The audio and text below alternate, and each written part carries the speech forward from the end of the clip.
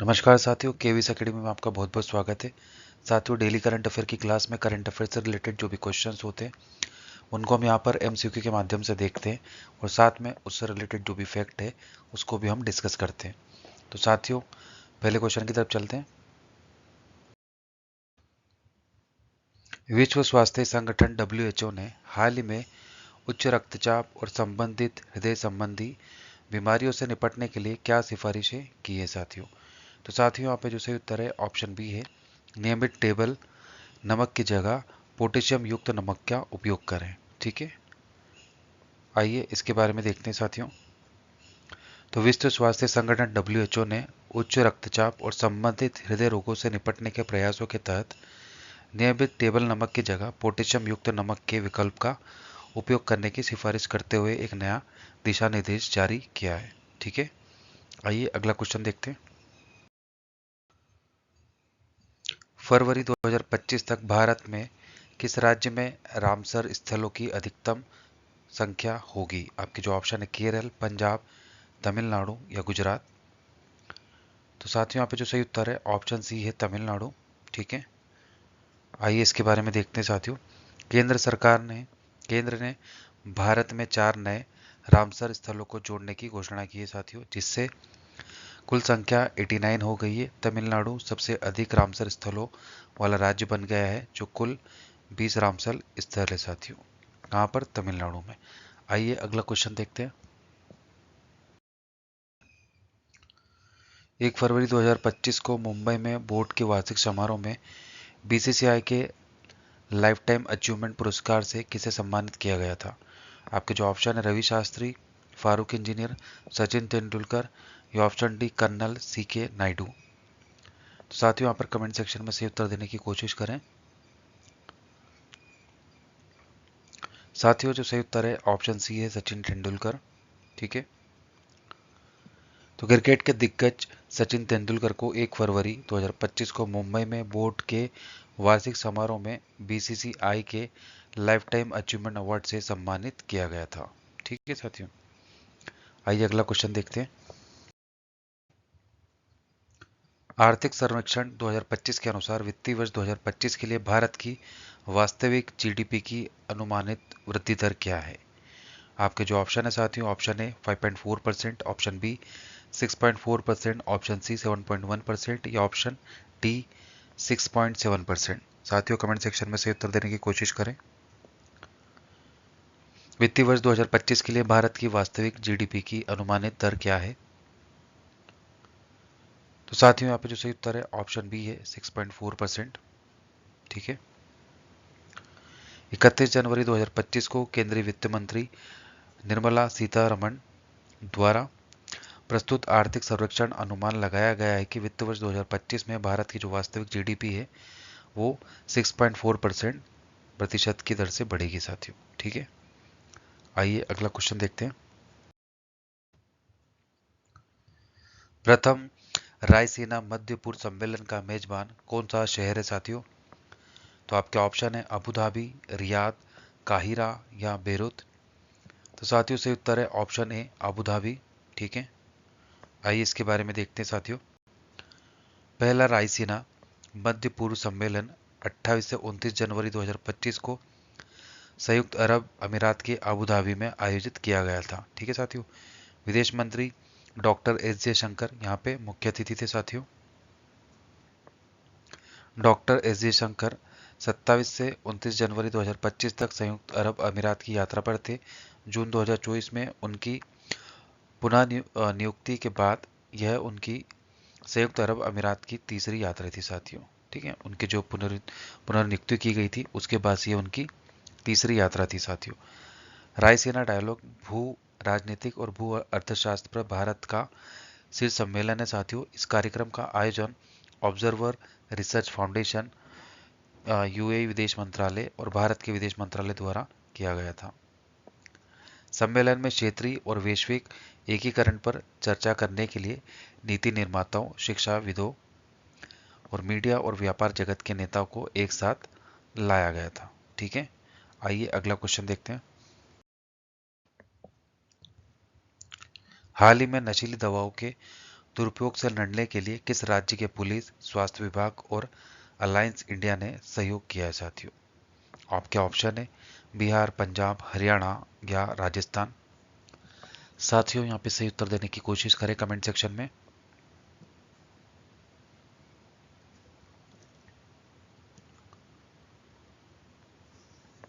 साथियों जो सही उत्तर है ऑप्शन बी है पंजाब। ठीक है, आइए अगला क्वेश्चन देखते हैं। घरेलू उपभोग व्यय सर्वेक्षण किस मंत्रालय द्वारा प्रकाशित किया जाता है? तो साथियों यहाँ पे जो सही उत्तर है ऑप्शन बी है सांख्यिकी और कार्यक्रम कार्यान्वयन मंत्रालय द्वारा। ठीक है, आइए इसके बारे में देखते हैं साथियों। तो सांख्यिकी और कार्यक्रम कार्यान्वयन मंत्रालय ने दूसरे घरेलू उपभोग व्यय सर्वेक्षण ने निष्कर्ष जारी किया साथियों।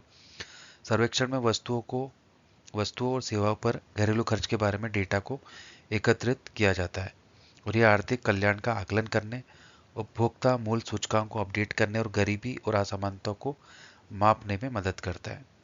ठीक है साथियों, विश्लेषण के लिए सामाजिक प्रति व्यक्ति उपभोग व्यय मुख्य संकेतक है साथियों। 2023-24 में प्रमुख राज्यों में शहरी ग्रामीण उपभोग अंतर में कमी आई है।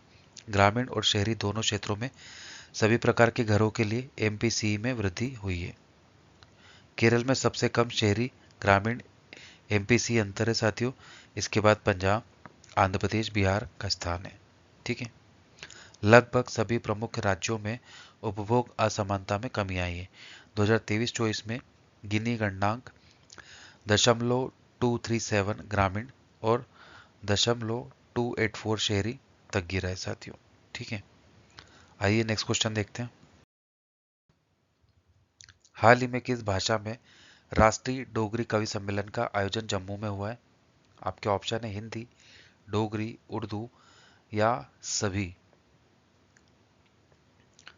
तो साथियों यहाँ पे जो सही उत्तर है ऑप्शन डी है सभी। तो राष्ट्रीय डोगरी कवि सम्मेलन जो जम्मू में जिसका आयोजन हुआ है साथियों, वो हिंदी, डोगरी और उर्दू सभी भाषाओं में इसका आयोजन हुआ है साथियों। ठीक है, आइए अगला क्वेश्चन देखते हैं।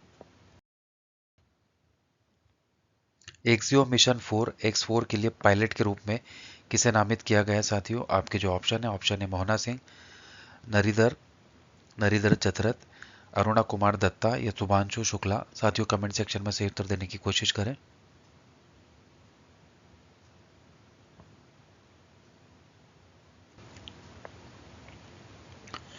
साथियों यहाँ पे सही उत्तर है ऑप्शन डी शुभांशु शुक्ला। ठीक है, आइए इनके बारे में देखते हैं साथियों। तो भारतीय वायुसेना अधिकारी और इसरो अंतरिक्ष यात्री शुभांशु शुक्ला को एक्सियो मिशन X4 मिशन 4 के लिए पायलट नामित किया गया है साथियों। X4 अंतरराष्ट्रीय अंतरिक्ष स्टेशन ISS के लिए चौथी निजी अंतरिक्ष यात्री मिशन है साथियों। इस मिशन का जो आयोजन है वो नासा के सहयोग से एक्सियोम स्पेस द्वारा किया जा रहा है। ठीक है, चालक दल नासा के कैनेडी स्पेस सेंटर से स्पेस एक्स ड्रैगन अंतरिक्ष यान पर सवार होकर उड़ान भरेगा। वे ISS पर वैज्ञानिक अनुसंधान और प्रौद्योगिकी प्रदर्शन करते हुए 14 दिन तक बिताएंगे। ठीक है साथियों, आइए अगला क्वेश्चन देखते हैं।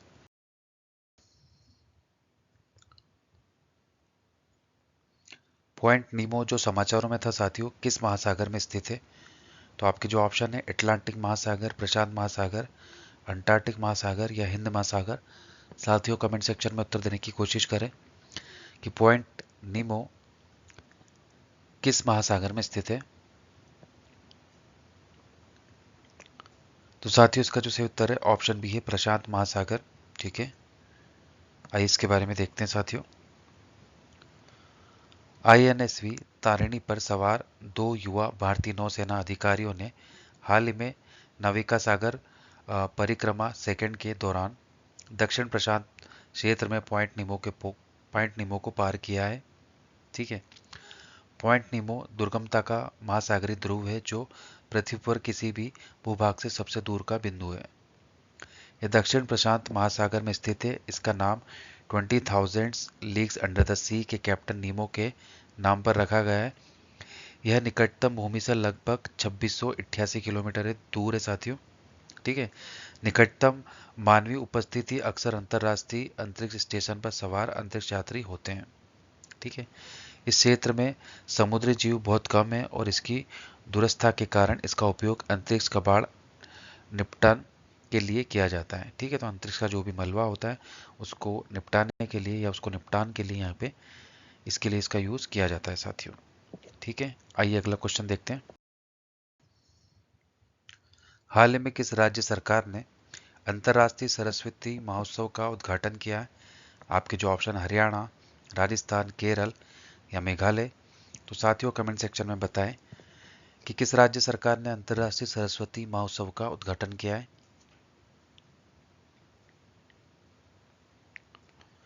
साथियों यहाँ पे जो सही उत्तर है ऑप्शन ए है हरियाणा। ठीक है। आइए नेक्स्ट क्वेश्चन देखते हैं। विश्व उपेक्षित उष्णकटिबंधीय रोग दिवस हर साल किस दिन मनाया जाता है? तो साथियों इसका सही उत्तर है ऑप्शन डी 30 जनवरी। ठीक है। 30 जनवरी को विश्व उपेक्षित उष्णकटिबंधीय रोग दिवस हर साल मनाया जाता है। आइए इसके बारे में देखते हैं। 30 जनवरी 2025 को विश्व उपेक्षित उष्णकटिबंधीय रोग NTDs दिवस के अवसर पर इंडिया गेट को बैंगनी और नारंगी रंग से रोशन किया गया था। साथियों 2022 से विश्व NTDs दिवस हर साल 30 जनवरी को मनाया जाता है। उस दिन का उद्देश्य क्या होता है साथियों? NTDs के बारे में जागरूकता बढ़ाना और वैश्विक कार्रवाई की आवश्यकता है। ठीक है। इस कारण को उजागर करने के लिए दुनिया भर के प्रतिष्ठित स्थलों को रोशन किया जाता है। NTDs संक्रमक रोग है जो मुख्य रूप से उष्णकटिबंधीय क्षेत्रों में गरीब समुदायों को, गरीब जो लोग होते हैं साथियों, उनको ये प्रभावित करता है। साथियों अन्य प्रमुख स्वास्थ्य मुद्दों की तुलना में इन बीमारियों पर कम ध्यान दिया जाता है।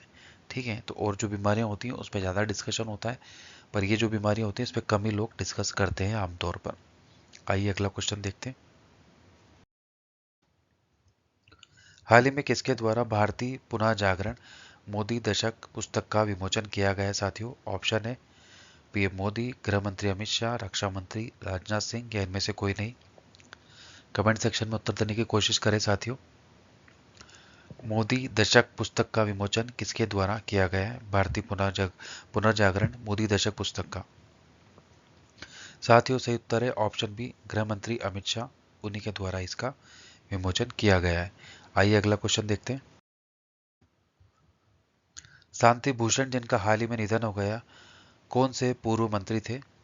तो आपके जो ऑप्शन है पूर्व कृषि मंत्री, पूर्व कानून मंत्री, पूर्व रेल मंत्री या पूर्व वित्त मंत्री। साथियों सही उत्तर है ऑप्शन बी पूर्व कानून मंत्री। ठीक है। आइए इनके बारे में देखते हैं साथियों। पूर्व कानून मंत्री और प्रसिद्ध वकील शांति भूषण का नोएडा में निधन हो गया। साथियों वे 97 ईयर्स के थे और 1977 से 1979 तक भारत के कानून मंत्री रहे। साथियों भूषण कांग्रेस और उसके बाद जनता पार्टी के सदस्य थे।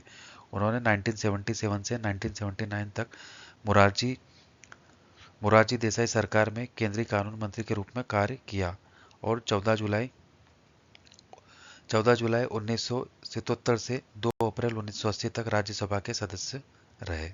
ठीक है। आइए अगला क्वेश्चन देखते हैं। हाल ही में अल्जाइमर का शीघ्र पता लगाने के लिए किस देश के वैज्ञानिकों ने नई तकनीक विधि विकसित की है? ऑप्शन से अमेरिका, चीन, जापान या फ्रांस। तो साथियों कमेंट सेक्शन में उत्तर देने की कोशिश करें। साथियों सही उत्तर है ऑप्शन बी चाइना। ठीक है। तो चाइना के द्वारा अल्जाइमर का शीघ्र पता लगाने के लिए वैज्ञानिकों ने नई तकनीक विधि विकसित की है साथियों। ठीक है। आइए अगला क्वेश्चन देखते हैं। हाल ही में किस तारीख को विश्व कुष्ठ रोग दिवस मनाया गया है? ऑप्शन है 27 जनवरी, 28 जनवरी, 29 जनवरी या 30 जनवरी। साथियों कमेंट सेक्शन में उत्तर देने की कोशिश करें कि विश्व कुष्ठ रोग दिवस किस तारीख को मनाया गया है। साथियों जो सही उत्तर है ऑप्शन डी है 30 जनवरी। ठीक है। 30 जनवरी को विश्व कुष्ठ रोग दिवस मनाया गया है। आइए अगला क्वेश्चन देखते हैं। बजट 2023 के अनुसार ITR के लिए संशोधित औसत प्रसंस्करण समय क्या है? ऑप्शन है 21 दिन, 20 दिन, 18 दिन या 16 दिन। साथियों सही उत्तर है ऑप्शन डी 16 दिन। ठीक है, आइए इसके बारे में देखते हैं साथियों। तो केंद्रीय वित्त मंत्री निर्मला सीतारमण ने 1 फरवरी 2023 को केंद्रीय बजट पेश करते हुए कहा है कि आयकर रिटर्न के लिए औसत प्रसंस्करण समय 93 दिनों से घटकर 16 दिन कर दिया गया है साथियों। ठीक है, तो 93 दिनों से घटाकर इसको 16 दिन कर दिया गया है साथियों। उन्होंने कहा है कि 45% ITR 24 घंटे के भीतर निपटाए जाते हैं। उन्होंने बताया कि प्रशासन का अगला लक्ष्य अगली पीढ़ी के लिए सार्वभौमिक IT रिटर्न फॉर्म लाने के साथ साथ शिकायत निवारण प्रक्रिया को मजबूत करना है। ठीक है, आइए अगला क्वेश्चन देखते हैं। हाल ही में यमुना नदी किसके प्रदूषण से दिल्ली के कई इलाकों में पानी की समस्या हो रही साथियों? आपके ऑप्शन है सोडियम, अमोनियम, नाइट्रोजन या फास्फोरस। साथियों कमेंट सेक्शन में सही उत्तर देने की कोशिश करें।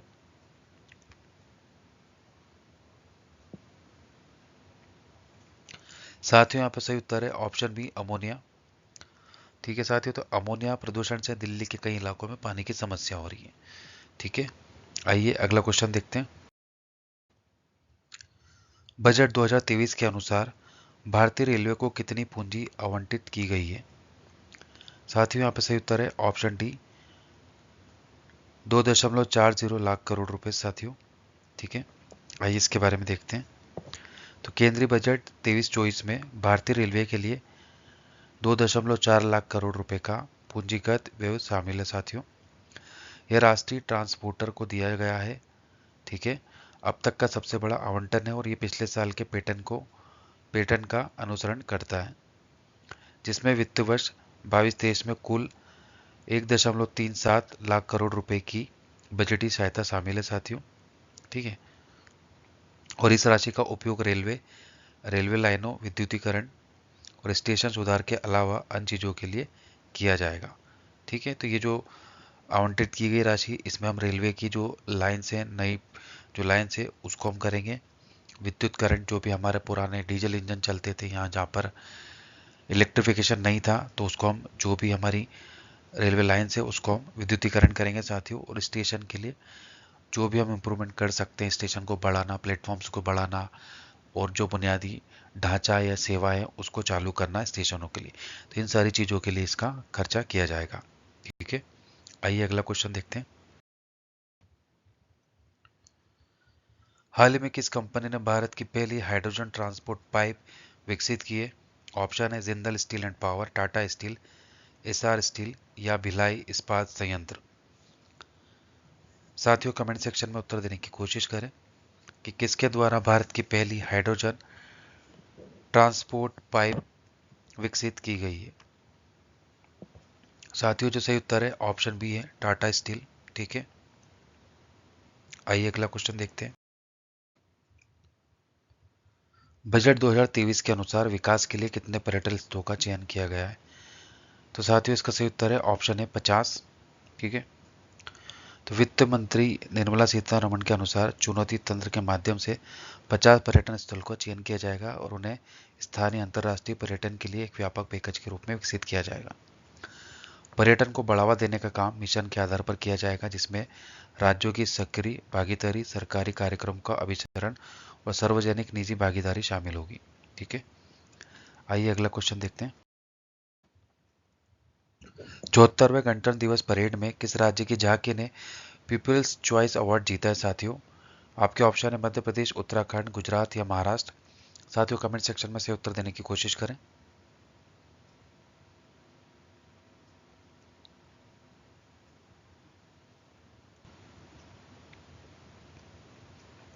सही उत्तर है साथियों ऑप्शन सी गुजरात। ठीक है, आइए इसके बारे में देखते हैं। तो इस वर्ष गणतंत्र दिवस परेड में स्वच्छ और हरित ऊर्जा विषय पर गुजरात राज्य की झांकी ने पीपल्स चॉइस अवार्ड श्रेणी में प्रथम स्थान प्राप्त किया है। तो 74वें गणतंत्र दिवस पर गुजरात ने नई दिल्ली में स्वच्छ हरित ऊर्जा कौशल गुजरात विषय पर एक झांकी प्रदर्शित की है साथियों। 74वें गणतंत्र दिवस के राष्ट्रीय स्तर के समारोह और परेड में 17 राज्यों और 6 मंत्रालयों ने अपनी अलग अलग झांकी प्रदर्शित की है। ठीक है, आइए अगला क्वेश्चन देखते हैं। हाल ही में किस राज्य सरकार ने सद्भावना विरासत मामले समाधान योजना 2025 को मंजूरी दी है?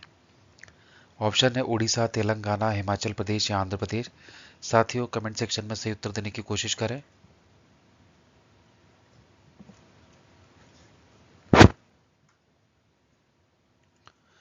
साथियों यहाँ पे जो सही उत्तर है ऑप्शन सी है, हिमाचल प्रदेश। ठीक है, आइए अगला क्वेश्चन देखते हैं।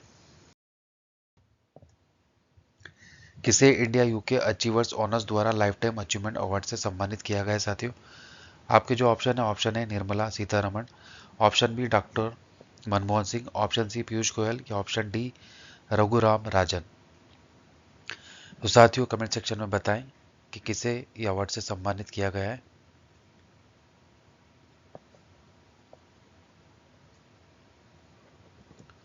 साथियों सही उत्तर है option B doctor Manmohan Singh. ठीक है, आइए इनके बारे में देखते हैं साथियों। तो भारत के पूर्व प्रधानमंत्री डॉक्टर मनमोहन सिंह को हाल ही में लंदन में इंडिया यूके अचीवर्स ऑनर्स द्वारा आर्थिक और राजनीतिक जीवन में उनके योगदान के लिए, किस लिए साथियों? आर्थिक और राजनीतिक जीवन में उनके योगदान के लिए लाइफ टाइम अचीवमेंट सम्मान से सम्मानित किया गया। ठीक है, national Indian students and alumni union NISAU UK doctor Singh को यह सम्मान प्रदान करेगा, जिसकी घोषणा पिछले सप्ताह एक पुरस्कार समारोह के दौरान की गई थी। ठीक है साथियों, तो साथियों आज का सेशन यही समाप्त होता है। आपको आज का सेशन कैसा लगा है आप कमेंट सेक्शन में बताएं। अगर आपको वीडियो अच्छा लगता है तो आप इसको लाइक करें, हमारे चैनल को सब्सक्राइब करें। कल फिर मिलते हैं करंट अफेयर की क्लास में।